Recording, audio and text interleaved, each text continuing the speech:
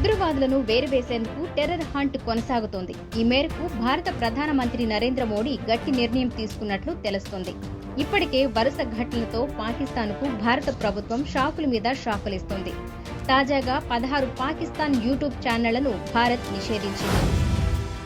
మరి కాసేపట్లో పద్మ అవార్డుల ప్రధానోత్సవం జరగనుంది.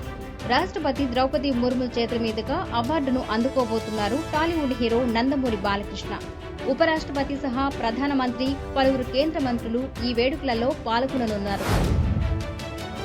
లిక్కర్ స్కామ్ కేసులో ముందస్తు బెయిల్ కోసం ప్రయత్నిస్తున్నారు వైసీపీ ఎంపీ మిథున్ రెడ్డి. ఈ నేపథ్యంలో సుప్రీంకోర్టులో ఆయన వేసిన పిటిషన్పై విచారణను 2 వారాలకు వాయిదా వేసింది.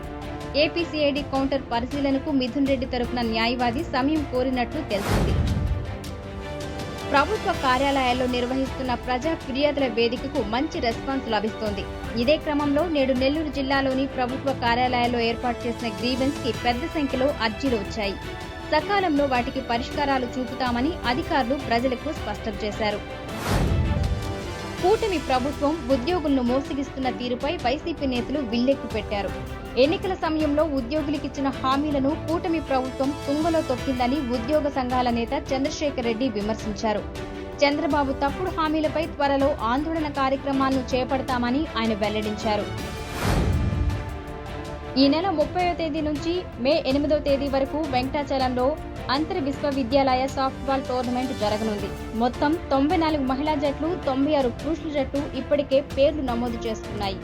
ఈ టోర్నమెంట్కు సంబంధించిన పూర్తి వివరాలను Vikramasimhapuri university registrar doctor Sunitha మీడియాకు స్పష్టం చేశారు.